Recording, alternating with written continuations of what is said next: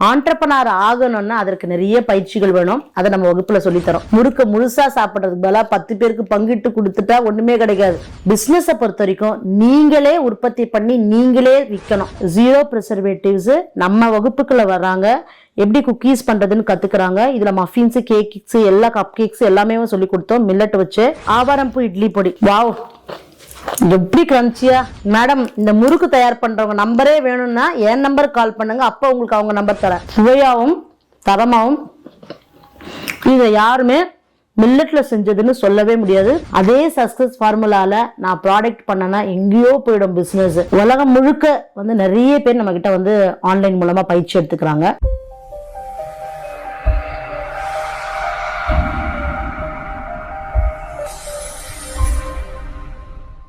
வணக்கம், என்னுடைய பெயர் கவிதா பலராமன். கேபி ரெசிபீஸ் உணவுக்கு என்ன மாதிரியான ஃபார்முலா போடும் பொழுது அது சக்சஸ்ஃபுல்லான பிஸ்னஸை கொண்டு வரும் அப்படிங்கிறத ரொம்ப அழகா தொடர்ந்து சொல்லி கொடுத்துட்டு வந்துட்டு இருக்கேன். அதன் மூலமா பல்லாயிரக்கணக்கான சக்சஸ்ஃபுல் ஆண்டர்பனர்ஸ் தமிழ்நாடு மட்டும் இல்லாம தமிழ்நாடு கடந்தும் உலகம் முழுக்க நிறைய பேர் நம்ம கிட்ட ஆன்லைன் மூலமா பயிற்சி எடுத்துக்கிறாங்க. நம்ம வகுப்பினுடைய ஸ்பெஷாலிட்டி பாத்தீங்கன்னா, நம்ம சொல்லி கொடுக்கக்கூடிய ஃபார்முலாவானது நல்ல மனமாவும் சுவையாவும் எந்தவித கெமிக்கல் கலப்பும் இல்லாம மக்களுக்கு கொண்டு போய் கொடுக்குறாங்க. அதே நேரத்துல அந்த ஆண்டர்பனர்ஸ், சரிங்களா, யார் பொருளை செஞ்சு விற்பனை பண்றாங்களோ அவங்களுக்கும் லாபம் வரணும். இப்போ உதாரணத்துக்கு சொல்லணும்னா, ஒரு கேசரி பண்றாங்கன்னா நிறைய நெய்யை ஊத்தி பண்ணிட்டா சூப்பரா தான் இருக்கும். முந்திரி புல்லா கொட்டினா ரொம்ப ரொம்ப சுவையா தான் இருக்கும். ஆனா செஞ்சவங்களுக்கு அதனால லாபமே வரலன்னா அப்படிப்பட்ட பிசினஸே கிடையாது. அப்போ நம்மளை பொறுத்த வரைக்கும் தரமான மசாலாக்கள், தரமான ப்ரீமிக்ஸுகள், தரமான ஊறுகாய்கள், தொக்குகள், குழம்புகள், எப்படி என்ன வெரைட்டியா இருந்தாலும் சரி, எனிதிங் வேல்யூ அடிஷன். அது மஷ்ரூமா இருக்கலாம், காளானா இருக்கலாம், அல்லது நெல்லிக்காயா இருக்கலாம், ஈவன் தாமரை தண்டுகளா இருக்கலாம். எந்த வேல்யூ அடிஷனா இருந்தாலும் அந்த வேல்யூ அடிஷன்ல காஸ்டிங்னு சொல்லுவோம். அடக்க விலை செய்யறவங்க, உற்பத்தி செய்யக்கூடிய தொழில் முனைவோருக்கு சக்சஸ்ஃபுல்லா கொண்டு வர மாதிரியே தான் பண்றோம். அப்படி இப்ப என்ன சுத்தி வச்சிருக்கேன்னு பாக்குறீங்களா? நான் இன்னும் எந்த பொருளும் விற்பனை செய்யல. இவ்வளோ சக்சஸ் ஃபார்முலாஸை நான் கொடுக்குறேன். அதே சக்சஸ் ஃபார்முலால நான் ப்ராடக்ட் பண்ணனா எங்கேயோ போயிடும் பிசினஸ். ஆனா ஒவ்வொருத்தரும் ஒரு விதமா ஓடிட்டு இருப்பாங்க. 2006ல இருந்து தொடர்ந்து பாத்தீங்கன்னா பெண்கள் தொழில் முனைவோர்களுக்காக படிச்சுட்டே வரேன். 2007ல விமன் ஆண்டர்பனர்ஷிப்பை மெட்ராஸ் ஸ்கூல் ஆஃப் சோஷியல் ஒர்க்ல நான் படிக்கிறேன். பெண்கள் தொழில் முனைவோருக்காகவே படிக்கிறேன். அப்புறம் 2020ல பாத்தீங்கன்னா EDII entrepreneurship development institute of India Ahmedabad head office Madurai ரீஜனுக்கு HCL மற்றும் ஆக்சென்சர் ப்ராஜெக்டுக்கான தலைமை பொறுப்புல வேலையில அமர்றேன்.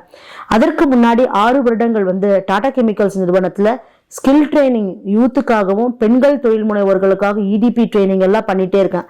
இதுக்கு முன்னாடி பாத்தீங்கன்னா காற்றாலைகள் சுஸ்லானுக்காக இருந்தாலும் சரி, ஹேண்டிமேன் ஒரு மிகப்பெரிய NGO, இன்டர்நேஷனல் NGOக்கெல்லாம் முழுக்க ஃபார்மிங் செக்டார், நான் ஃபார்மிங் செக்டாருக்காக 5000க்கும் மேற்பட்ட தொழில் முனைவோர்களுக்காக ஆடிட் ஸ்டடி எல்லாம் பண்ணி கொடுத்து மீடியம் சைஸ் என்டர்பிரைசஸ் எல்லாம் பண்ண அனுபவங்கள்ல இருந்து நான் இப்போ பாத்தீங்கன்னா இந்த கேபி ரெசிபீஸை சொல்லி கொடுக்குறேன். அதுக்கு என்னுடைய எக்ஸ்பீரியன்ஸோட என்னோட படிப்பு பாத்தீங்கன்னா என்வரன்மெண்ட் ஃபுட் டாக்ஸிகாலஜி ரொம்ப பெரும் உதவியா இருக்கு. இதோட இந்த அனுபவ மூட்டையை வச்சு என்ன பண்றேன்னா, நீங்க சக்சஸ்ஃபுல்லா ஃபார்முலா கொடுத்துடுறீங்க, அவங்களும் செஞ்சிடுறாங்க. ஆனா மார்க்கெட்ல விற்க முடியுமா? விற்கிறதுக்காக ஸ்கில் ட்ரைனிங்கும் மார்க்கெட்டிங் ட்ரைனிங்கும் பிசினஸ் ட்ரைனிங்கும் பண்றேன். அப்படி பண்ணும்பொழுது ரொம்ப அன்பான தொழில் முனைவோர்கள் என்ன பண்ணுவாங்கன்னா, எனக்கு சாம்பிள்ஸை கொடுக்க ஆரம்பிச்சிருவாங்க. நான் சொல்லுவேன், சாம்பிளா இருந்து அனுப்புங்க, இல்ல வேண்டாம். பாருங்க எவ்வளோ பெரிய பாக்ஸ் சாம்பிளா வந்திருக்கு, எப்படி போட்டிருக்காங்க பாருங்க. பாத்தீங்களா? எப்படி ஸ்மைல் போட்டு யாருன்னு கண்டுபிடிங்க, ஓப்பன் மீ அப்படின்னு சொல்லிலாம் அனுப்புறாங்க. இப்ப நான் உங்க முன்னாடி தான் ஓப்பன் பண்ண போறேன். யாருன்னு பாத்தீங்கன்னா இதை அனுப்பிச்சிருக்காங்க. சுப்புலட்சுமி லோகநாதன் மேடம் கோயம்புத்தூர்ல இருந்து அனுப்பியிருக்காங்க. நான் இன்னும் அதை பிரிக்கவே இல்லை. இன்னும் கேட்டீங்கன்னா இது ரொம்ப அற்புதமானது. மில்லட் முறுக்குகள், நம்மளுடைய மில்லட் கிளாஸ்க்கு அவங்க வந்திருக்கிறாங்க. அது மட்டும் இல்லாம மில்லட் லட்டு கிளாஸ்க்கு வந்திருக்கிறாங்க. குழம்புகள் கிளாஸ் வந்ததுக்கு அப்புறம் பிசினஸ் ரொம்ப அற்புதமா எங்கேயோ போயிடுச்சு மேடம் அப்படின்னு சொல்லிட்டு அந்த அன்பின் மிகுதியில தான் நான் உங்களுக்கு இந்த பாக்ஸ் கொடுத்துருக்கிறேன் அப்படின்னு அனுப்பியிருக்காங்க. வாங்க உங்களோட சேர்ந்து நானும் எப்படி என்ன இருக்கு இந்த பாக்ஸ்ன்னு பார்க்க போறேன். ரொம்ப கஷ்டப்பட்டு பிரிக்கிறேன். ஏன் சொல்லுங்க, முறுக்கு இல்ல உடஞ்சிடக்கூடாது அப்படின்னு சொல்லிட்டு பயங்கரமா பார்சல் பண்ணியிருக்காங்க. அதே மாதிரி இன்னொரு இது பிரிக்கும் போதே பாருங்க, இன்னொரு பாக்ஸ் காட்ட போறேன். பாத்தீங்கன்னா ஒரு டப்பாவா கொடுத்துருக்காங்க. அந்த டப்பால வந்து பாத்தீங்கன்னா எழுதி இதோட விலை இவ்வளவு. மில்லட் குக்கீஸ் நம்ம வகுப்புக்கு வந்தவர் தான் இவங்க. வந்து பாத்தீங்கன்னா இவரும் கோயம்புத்தூரை சேர்ந்தவர். இவர் பெயர் ராகவன் சொல்லிட்டு. ஒவ்வொரு குக்கீஸா நான் இதை வந்து பிரிச்சுட்டேன். முன்னாடியே பிரிச்சு பாக்ஸ் எல்லாம் காலி பண்ணி ஒவ்வொன்றுத்துக்கும் ஃபீட்பேக் எழுதிட்டேன். இந்த பாக்ஸ் வந்து எனக்கு 1 month ஆகுது. ஆனா இப்ப எதுக்கு காட்டுறேன்னு கேக்குறீங்களா? அதுதான் correct feedback. 1 month first day சாப்பிட்டேன் குக்கி, பட்டர் குக்கி, மில்லட்ல செஞ்ச குக்கி, டேஸ்டா இருந்தது. நேற்றைக்கு எடுத்து சாப்பிட்டேன், அவ்வளவு அருமையா இருந்தது. அப்ப ஷூட் வருதுன்னு சொல்லி வெயிட் பண்ணி ஒரு பாக்ஸை காலி பண்ணாம வச்சிருக்கேன். அதாவது பாருங்க, 0 preservatives. நம்ம வகுப்புக்குள்ள வர்றாங்க, எப்படி குக்கீஸ் பண்றதுன்னு கத்துக்கிறாங்க. இதுல மஃபின்ஸ், கேக்ஸ், எல்லா கப் கேக்ஸ் எல்லாமே சொல்லி கொடுத்தோம் மில்லட் வச்சு. அதுல தரமா செய்யக்கூடிய பாருங்க, இந்த பாக்ஸை வந்து 10 rupeesக்கு கொடுக்கலாம் அப்படின்னு எழுதியிருக்காரு. ஸோ அவருக்கு நான் வந்து ஃபீட்பேக்ஸ் கொடுக்க போறேன். ரொம்ப அருமையா வந்திருக்கு. காஸ்டிங்கும் நல்லா ஒர்க் அவுட் பண்ணிருக்கீங்க. மக்களுக்கும் போய் சேர்ற மாதிரி சுவையாவும் தரமாவும் இதை யாருமே மில்லட்ல செஞ்சதுன்னு சொல்லவே முடியாது. அவ்வளவு கச்சிதமான இனிப்பு. நம்மளதை பொறுத்த வரைக்கும் இனிப்பு ரொம்ப இருக்கவே இருக்காது, கரெக்டா இருக்கும். ஏன்னா அப்பதான் மில்லட்னுடைய நியூட்ரியன்ஸ் கிடைக்கும் அப்படின்ட்டு அவ்வளோ எக்ஸலண்டா பண்ணியிருக்காரு. அவருக்கு வந்து இன்னைக்கு டீட்டெயில் தான் நான் வந்து ஃபீட்பேக்கை கொடுத்துருவேன். இப்ப வீடியோல இல்லைன்னா மொத்தத்தையும் நான் சாப்பிட்டுருவேன். வீடியோல இருக்கிறதுனால நான் கீழே வச்சுட்டேன். இப்ப அடுத்து வந்து முறுக்கு பார்க்கணும். முறுக்கு வந்து அவங்க என்கிட்ட சொல்லியிருந்தாங்க. ஒன்று வந்து தேங்குடலும் கொடுத்துருக்கேன், இன்னொன்று வந்து மகிழ முறுக்கும் கொடுத்துருக்கேன். அப்புறம் கை அச்சு முறுக்கு கொடுத்துருக்காங்களான்னு பார்ப்போம். ஏன் தேங்குடலும் மகிழ முறுக்கும் சொல்றேன்னா, மக்கள் முறுக்கு பிஸ்னஸ் பண்றாங்க. கேட்டா என்ன முறுக்கு விற்கிறீங்க, முள்ளுன்றாங்க. முள்ளு முறுக்குன்னு இனிமேல் சொல்லக்கூடாது. முள்ளு முள்ளா இருந்ததுன்னா அது முள்ளு முறுக்கு குத்தம், அப்படி கிடையாது. ஆக்சுவலா ரொம்ப நல்லா இருக்கும்.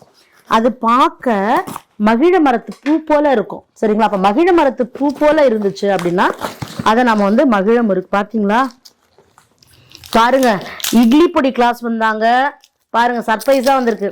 ஸோ தட் இட்லி பொடி சாம்பிள்ஸ் மேலே பார்க்குறேன், எல்லாமே சாம்பிள்ஸ் தான்.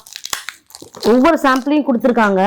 அன்பாக்ஸ் பண்ணி உங்களுக்கு காட்டுறேன் பாருங்க. எனக்கு சொன்னது அவங்க வந்து முறுக்குன்ட்டு. இங்க பாத்தீங்களா, ஒவ்வொன்றையும் எழுதியிருக்காங்க. இது வந்து உங்களுக்கு வந்து பாத்தீங்கன்னா இட்லி பொடி, ஆவாரம்பூ இட்லி பொடி. அடுத்தது வந்து பாத்தீங்கன்னா இது வந்து தொக்கு, சரிங்களா? ஸோ தொக்குல வந்து பாத்தீங்கன்னா இது வந்து பிரண்டை தொக்கு. ஸோ இப்படியாக ஒவ்வொன்றுத்துக்கும் பேர் எழுதி அவங்க அனுப்பி, ரொம்ப பெரிய சர்ப்ரைஸ் தான். ஸோ சாம்பிள் எப்படி இருக்கு, நீங்க அதுக்கு ஃபீட்பேக் தரணும் அப்படின்னு கொடுத்துருக்காங்க. இப்போ நான் உங்களுக்கு கிளாஸ் முடிஞ்சதுக்கு அப்புறமா தொடர்ந்து கிளாஸ் எடுக்கிறதுனால கிளாஸ்னே வருது. வீடியோ ஷூட் முடிஞ்சதுக்கு அப்புறமா ஒவ்வொருத்தையும் நான் டேஸ்ட் பண்ணி அவங்களுக்கு ரிப்ளை பண்ணுவேன். பாத்தீங்களா, ராகில முறுக்கு வந்திருக்கு. பார்க்கவே ரொம்ப அற்புதமா இருக்குது. கை முறுக்குல வந்திருக்குது. நீங்களும் பாக்குறீங்க, நானும் பார்க்குறேன். கவரும் ரொம்ப அற்புதமாக பண்ணியிருக்காங்க. ஸோ நான் உங்களுக்காக அன்பாக்ஸ் பண்ணிட்டேன். வாவ், பார்க்குறீங்களா? பாருங்க, நான் வந்து 2 சக்கரம் வச்சுட்டேன், சரிங்களா? இப்போ வந்து நான் மட்டும் சாப்பிட்டா பாவம் கேமராமேன் கோச்சிப்பாரு. அதனால கொஞ்சமாக டேஸ்ட் பண்ணிட்டு, வாவ் எப்படி கிரன்ச்சியா சீரகம் போட்டிருக்காங்க, ரொம்ப பிரமாதமாக வந்திருக்கு. இது ராகி முறுக்கு. இந்த முறுக்கு வந்து ரொம்ப சக்ஸஸ்ஃபுல்லாக இவங்களுக்கு 100% போகும். டேஸ்ட் அவ்வளோ அருமையாக இருக்குது. எனக்கு வந்து ஃபுல்லாக அவங்களுடைய கை முறுக்கு கொடுத்துருக்காங்க.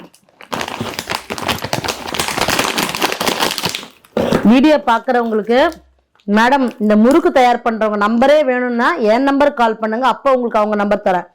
இந்த முறுக்கே தயார் பண்ணணுமா, என்னோட கிளாஸ்க்கு வாங்க, கிளாஸில் கற்றுக்கலாம்.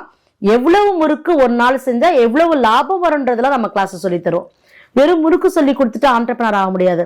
ஆண்டர்பனர் ஆகணும்னா அதற்கு நிறைய பயிற்சிகள் வேணும். அதை நம்ம வகுப்புல சொல்லித்தரோம். பொதுவா என்னோட வகுப்புல ப்ராடக்ட்ஸ் எல்லாம் காட்டவே மாட்டோம். வெறும் நான் வந்து பேசிதான் சொல்லி தருவேன். கிளாஸ்ல வந்து கேட்பாங்க, மேடம் தொக்குல செஞ்சு காட்ட மாட்டீங்களா அப்படின்னு. எதுக்கு செஞ்சு காட்டணும்? அந்த அளவுக்கு அவங்க மனசுக்குள்ள விஜுவலைசேஷன் மெத்தட்னு சொல்லுவோம், காட்சிப்படுத்துதல் மூலமா சொல்லி கொடுத்துருவேன். அதற்கப்புறம் பிரமாதமா செய்வாங்க. இங்க பாருங்க, அடுத்த சாம்பிள் எல்லாம் பாக்குறீங்களா? எக்ஸலண்டா கஞ்சி மிக்ஸ்லாம் வந்துருக்குது. இது சென்னையில இருந்து ரிகோமா. ரொம்ப நல்லா பண்ணிட்டு இருக்காங்க. ஸோ இப்படி நிறைய இப்போ வந்து எல்லா ப்ராடக்ட் நிறைய ப்ராடக்ட்ஸ் ஒவ்வொன்றும் ஒரு சாம்பிள்ஸ் வந்திருக்குது. இதெல்லாம் எழுதி வந்திருக்குது.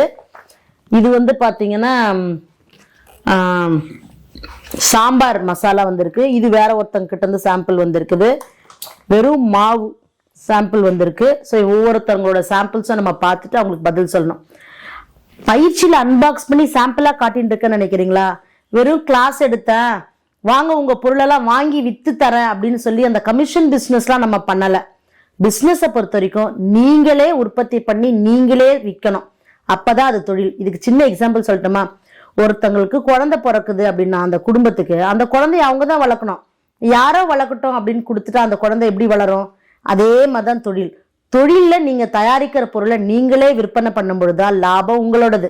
உங்க குழந்தை எங்க இன்னொரு இடத்துக்கு போயிடுச்சுன்னா அதனோட பாசமெல்லாம் இன்னொரு இடத்துக்கு போனா மாதிரி உங்க மேல வெறுப்பு வரா மாதிரியுமே உங்க ப்ராடக்டை நீங்க இன்னொருத்தர்கிட்ட கொடுத்து விற்பனை செஞ்சாலும் சரி, இன்னொருத்தர் ப்ராடக்டை நீங்க வாங்கி விற்பனை செஞ்சாலும் சரி, லாபம் வந்து குறைச்சல் தான். இதை நீங்க நினைவுல வச்சுக்கணும் தொழில் முனைவோர்களே. இல்லைன்னா முழுசா சாப்பிட்றதுக்கு பதிலாக 10 பேருக்கு பங்கிட்டு கொடுத்துட்டா ஒண்ணுமே கிடைக்காது. அப்ப முழுசா சாப்பிட்றது எப்படின்னு தெரிஞ்சுக்கணுமா? வாங்க நம்மளுடைய வகுப்புல சக்சஸ்ஃபுல் தொழில் முனைவோரா ஆவது எப்படி மட்டும் இல்ல, சக்சஸ்ஃபுல் தொழில் முனைவோரா ஆனவர்கள் அடுத்து அனுப்பக்கூடிய சாம்பிள்ஸையும் சாப்பிட்டு பார்த்து எல்லாத்துக்கும் சாம்பிள் வாங்க நினைச்சுக்கூடாது. ஒரு போட்டோ அனுப்பிட்டா கூட போதும். இதுல இவ்வளவு இன்னும் சில மாற்றங்கள் செய்யணும் அப்படிங்கிறது எல்லாத்தையுமே சொல்லி கொடுத்து தொடர்ந்து அவர்களுக்கு ஃபாலோ அப்னு சொல்லுவோம். அதாவது கத்து கொடுத்துட்டோம் போயிட்டு வாங்க அப்படின்னு சொன்னா அவங்க போய் பப்ளிக் எக்ஸாம்ல சூப்பரா எழுதுறது இல்லை. அதுவே 2 மாடல் எக்ஸாம் 3 மாடல் எக்ஸாம் வைக்கிறாங்கன்னா அந்த ஸ்கூல்ல இருக்க பிள்ளைங்க நல்ல மார்க் எடுக்குது.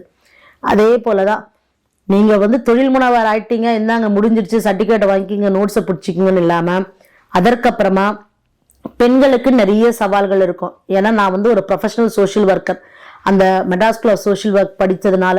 அப்படின்னும் பொழுது பெண்களுக்கு ஏற்படக்கூடிய சிக்கல்கள் பிரச்சனைகளுக்கெல்லாம் தனியான வகுப்புகள், அப்புறம் ஸ்கில் ட்ரைனிங் வகுப்புகள், தொழில் பயிற்சி வகுப்புகள், மார்க்கெட்டிங் வகுப்புகள் இதெல்லாம் தொடர்ந்து அவர்களுக்கு காம்ப்ளிமெண்டரி வகுப்புகளாக நடத்தும் பொழுது அடுத்த கட்டம்னு வருது. அவங்களுக்கு ரொம்பவே ஈஸியாகவும் யூஸ்ஃபுல்லாகவும் இருக்குது. உங்களுக்கும் இந்த வீடியோ ரொம்ப யூஸ்ஃபுல்லாக இருந்திருக்கும், ரொம்ப பிடிச்சிருக்கும் நம்புறேன். வாய்ப்புக்கு நன்றி. வணக்கம்.